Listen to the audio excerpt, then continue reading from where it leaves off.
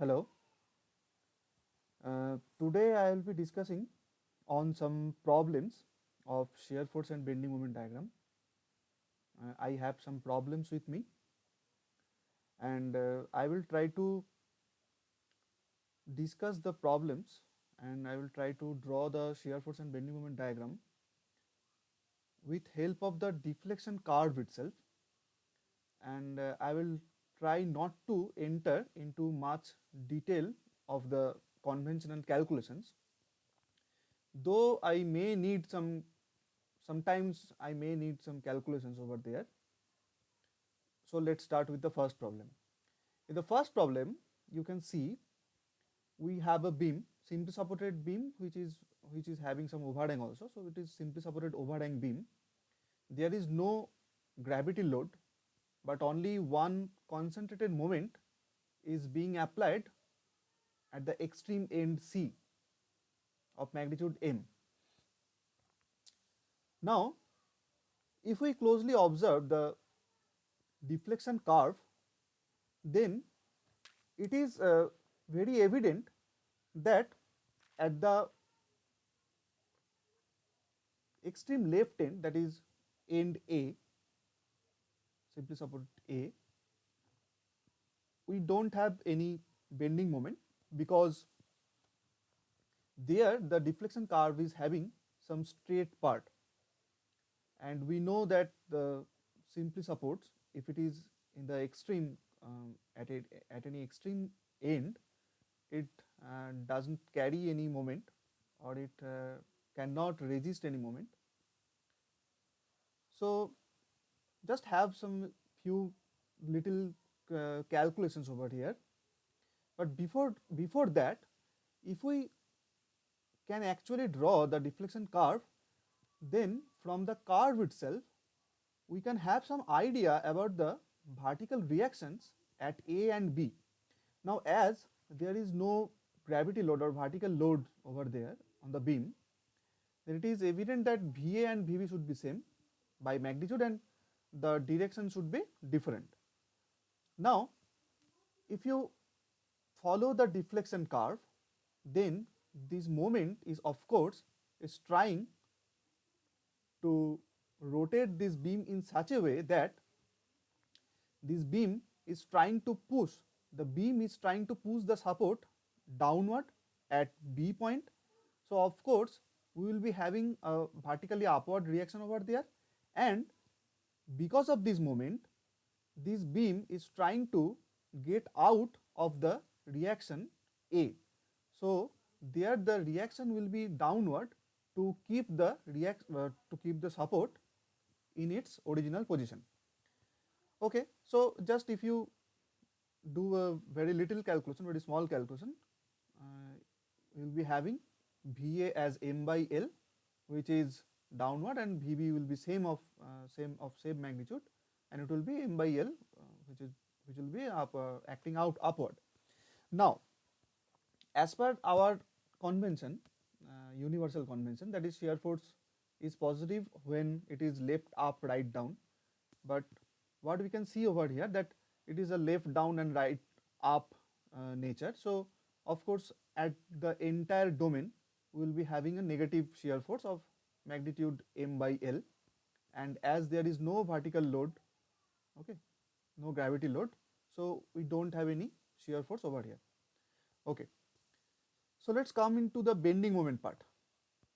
In the bending moment, if we go to the conventional method at the very first, then we will see that the moment at any position from x equals to 0 to, if we consider x from the left end, at end from end A, so for x equals to 0 to L, that means within the span of AB, the moment, bending moment, will be having some magnitude of minus VA into x. Now we know VA as VA, the value of VA is m by L, so it is nothing but minus m by L into x. Now x equals to 0, at x equals to 0, our bending moment will be 0, which is clear from this diagram, and at x equals to L, the moment value will be minus m. Now how we can be sure that we have done it correctly? Let's check a deflection curve, check the deflection curve again, and we can see here we have a negative bending. This is the curvature we have. Curvature means d2y dx2, which is often we called as bending. So this is a negative bending. So we can expect that in this zone we will be having some negative bending, and there is a very common tendency, or that is a very realistic approach, that if we have a simply supported overhang part, that overhang part may be considered the as the cantilever basically. So for that purpose also, if we just consider it to be a cantilever, and as we have a bending moment, negative bending moment m at B point, and we have a bending moment, same kind of bending moment, that is the negative moment, which is producing a hogging moment, which is negative in nature, universal notation, negative for hogging. So for BC entire part we will be having a constant moment, bending moment, which will be m. Okay. Now coming to the second problem. This is a very famous problem, and I have some variants of this particular problem. Let's see the first. If we have this kind of structure which is having overhang in both the sides, okay, and BC part, the middle part is L, and overhang parts are L by 2 and L by 2. This is a symmetric structure. Then for W per unit length, this kind of UDL, we have a symmetric vertical reaction, VB as WL and VC as WL. Now if we want to draw the shear force, then using this notation, that is the left up right down as shear force, as positive shear force, we will be having here in this part, AB part, the left down right up notion. Okay, so of course our shear force will be somewhat like this, and we know for UDL our shear force are basically varying, it is basically linear, okay, and at free end we don't have any shear force, and at this particular point we have a shear force of WL, okay, and then comes the VB part, which is having a magnitude of WL. So from here minus WL by 2, so if we just go up plus WL, then we will reach a WL by 2 part, okay. So now again after B we are having the same UDL is carried by the beam. So from here we will be having a continuous decrement of the shear force, and at this particular point it will be 0, and it will be going to negative WL by 2. Then again we have upward vertical reaction of WL magnitude, then we will be having some WL by 2 over here, and it will end at D point with a 0 magnitude. Now this is seemingly difficult, that then and there we can have a feel about the deflection curve, especially of this kind of nature. What we expect, or what we expected in this particular problem, that there should have some sagging part in the BC, in the BC zone, but that is not the case, and that deflection curve is difficult, of course difficult to draw at a first glance, whatever. So if we just now try to draw the bending moment diagram, then again the AB part may be considered as a cantilever, and for a cantilever with UDL W and L by 2 as the span length, we will be having a negative moment of WL square by 8 and WL square by 8 here too, as because it is a symmetric structure. Now these simply supported overhang structures are having a very interesting feature, that it can be splitted into a cantilever part, that is CD and AB, and it is having a very simplest kind of structure, that is simply supported structure, that can be splitted into a simply supported structure of BC. Now for this BC part, if we just calculate the bending moment, we know for L span and W UDL, W per unit length, this kind of UDL, we have bending moment, maximum bending moment as WL square by 8 positive.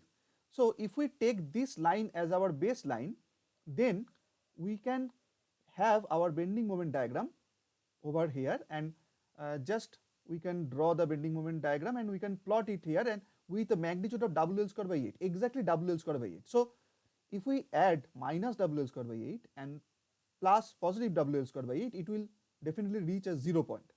Okay. So now if we again observe the deflection curve, what we can see over here, at the free end there is no force to force it to bend actually. So this is basically a straight part. So that is why we are not experiencing, the beam is not experiencing any bending moment over here.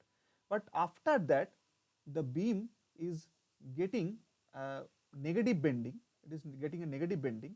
Here also it is getting a negative bending. That is why we can see over here some negative bending moment itself. Now what happens in the BC zone? In the BC zone, see, at first the same hogging nature is being continued, but the bending part is getting reduced. So that means the curvature is getting reduced and it is seemingly reaching a point at the mid span where it is getting almost a straight line. Okay, it is getting a shape of straight line. So if we have a line which is a straight line, that must have a curvature of zero curvature. So zero curvature means bending moment should be 0 over there. See, we are getting a bending moment of zero nature. Now if it would be the case that there where the deflection curve was somewhere sagging in between, then of course we would have a positive bending in this zone. What we can see in our next problem, the very next problem, which is exactly same of same kind but with a very little deviation.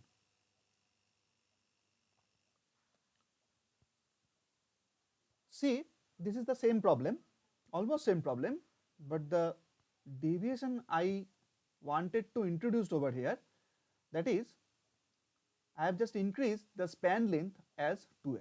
Now what happens? Everything is almost same, the pattern is same, the pattern of the shear force is same.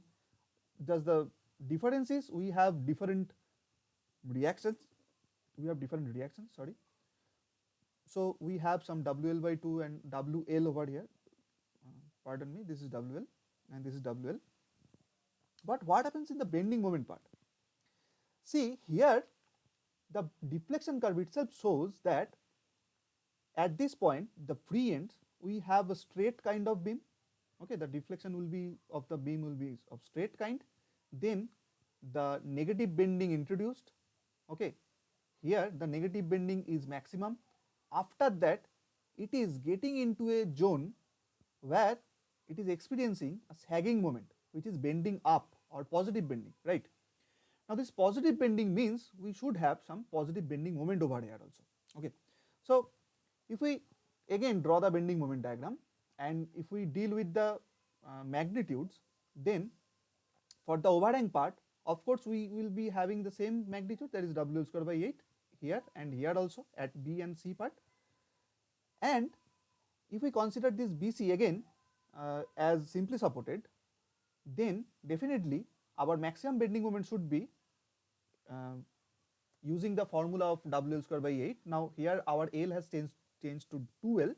So the WL square by 8 part would be WL square by 2. Now this is our baseline. Okay, this is our baseline where we can draw the bending moment. Okay, so bending moment diagram. Now if considering this as our baseline and if we just draw the bending moment, then this is our bending moment which is having a magnitude of from here to up to this baseline. This magnitude is actually your WL square by 8. Now if you subtract your WL square by 8 from WL square by 2, this positive part is actually comes out to be 3WL square by 8. Now there are some very interesting features I want to just discuss over here before ending the video. See, we have a very interesting points, some interesting points, just right side of the B and left side of the C. The support is C and this support is B. These are the points. in curve where the points signify that the bending, the nature of bending is changing over here. It was earlier, it was a negative bending, now it will be entering into a positive bending part. Okay, so in between there must be a certain point where the bending, the nature of bending changes. So the bending, negative bending to positive bending, it transits through a point where the bending is zero. This point on the curve, on any curve, is called point of inflection. Okay, same here also, as it is a symmetric. Now this same point corresponds to a very interesting point here and here, which I have designated as point of counterflexure. Point of counterflexure, this term essentially involved with the bending moment diagram topic. Okay, so where your bending of the deflection curve is 0, there you should have bending moment 0 as well. Okay, so this is the significance of this particular point, where your bending of the deflection curve becomes 0 and your bending moment diagram also becomes 0. And the rest part, you can see here we have positive bending, that means sagging nature, that is why we are getting some positive bending over here. Okay, so before ending, I just want to discuss some rules, very few rules that we know actually. But before that, whatever I have told in last 3 problems, that is this d2y dx2 is actually your curvature, the curvature of the deflection curve, right? Now d2y dx2 is minus m by ei. This minus negative sign comes if we consider the deflection, downward deflection as positive. That means if we use this kind of axis system, then this negative sign comes. If we use y as upward positive, then this positive, this negative sign vanishes and it becomes positive. Okay, but for our convenience, we take or we consider our deflection, downward deflection as positive, and we use such an axis system which is very much convenient for us, which directly gives us magnitude and direction of the deflection itself, whatever. So if y is deflection and dy dx is slope, then d2y dx2 is all obviously curvature. So there must be a very important and interesting relationship between the bending moment and the curvature itself, which we have already seen in our previous problems. Now very famous rules.